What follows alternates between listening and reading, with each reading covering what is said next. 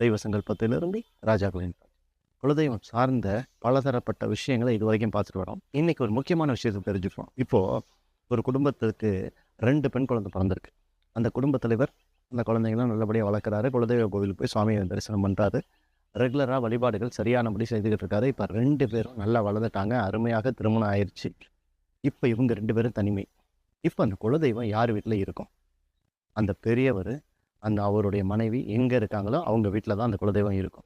இப்போ பெரிய பொண்ணு வந்து, அப்பா என் கூட வந்துருங்க, கடைசி காலம் என் கூட இருந்துக்கலாம் நீங்கள் அப்படின்னு கேட்குறப்ப, இவர் அந்த பெரிய பொண்ணோட வீட்டுக்கு போயிடுறார். அப்போ ஏற்கனவே அந்த பெண்ணுக்கு திருமணம் ஆன இடத்துல ஒரு குலதெய்வ வழிபாடுகள் இருக்கும்.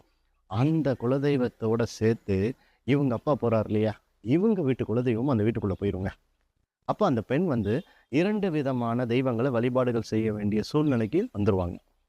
வந்து தான் ஆகணும். அப்படி தான் அவங்க வழிபாடுகள் செய்யணும். இதை தான் மருளாளிகள் சொல்கிறாங்க.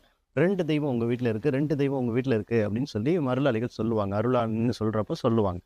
சரிங்களா? இப்போது அந்த பெரியவர் இறந்துடுறாரு. அந்த அம்மா மட்டும் அந்த பெண் கூட இருக்குது. அப்பையும் அந்த குலதெய்வம் அந்த பெண், வயதான பெண் எங்கே இருக்கிறாங்களோ அவங்க கூட தான் இருக்கும்.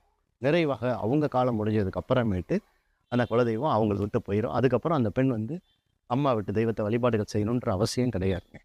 இதுதான் மருளாளிகள் சொல்லக்கூடிய விஷயம். சரிங்களா? இப்போ 2வது, ஒரு பெண்ணு ஒரு ஆண் அந்த தாய் தந்தையருக்கு இருக்கிறாங்க. அதாவது ஒரு ஆண் குழந்தை இருக்குது, ஒரு பெண் குழந்தை இருக்குது. இப்போ இருவருக்கும் திருமணம் ஆயிடுது. மகன் வந்து தந்தை தாயை வச்சு கவனிக்கலை. மகள் வீட்டுக்கு தாய் தந்தையர் போயிடுறாங்க. அப்போது அந்த குலதெய்வம் இந்த வயசான தாத்தா பாட்டி, அதாவது அப்பா அம்மா எந்த வீட்டில் எந்த பிள்ளையோட இருக்கிறாங்களோ அவங்க கூட தாங்க போய் இருக்கும். மகன் இருக்கிறான், ஆண் வாரிசு இருக்குது அப்படிங்கிறதுனால குலதெய்வம் அங்கே வந்து இருக்காது. அப்போ எல்லா விதமான இன்பமாகட்டும் துன்பமாகட்டும் அந்த பெண்ணுக்கு தான் கிடைக்கும். ஆசீர்வாதமும் அந்த பெண்ணுக்கு தான் கிடைக்கும். நிறைவாக அவங்க 2 பேரும் மரித்து போகும் காலம் வர முடியாது, 2 பேரும் இறந்து போயிடுறாங்க. அதுக்கப்புறம் அந்த குலதெய்வம் அந்த ஆண் வீட்டுக்கு போகாது, தோஷமாகி போகும். அவங்களுக்கு குழந்தை பிறந்து அவங்களுக்கு திருமணமோ இல்லை வேலை வாய்ப்பு சரியாக அமையலையோன்ற சொல்லி வருத்தப்பட்டு அவங்க வழிபாடுகள் பண்ணி அதுக்கப்புறம் அருளான்னு கேட்குறப்ப தான் அவங்க சொல்லுவாங்க, உங்கள் வீட்டில் நாங்கள் இல்லை, தோஷமாகி போய்கிட்டோம், உங்கள் வீட்லேயே நாங்கள் இல்லை, குலதெய்வத்தை அழைச்சிட்டு வரணும் அப்படின்னு சொல்லுவாங்க. இது 2வது கேட்டகரிங்க. ஒருவேளை அந்த தோஷத்துக்கு பரிகாரம் செய்து சாந்தி பூஜைகள் செய்து அந்த குலதெய்வம் அந்த வீட்டுக்குள்ளே வர்றதுக்கு வாய்ப்புகள் இருக்குது.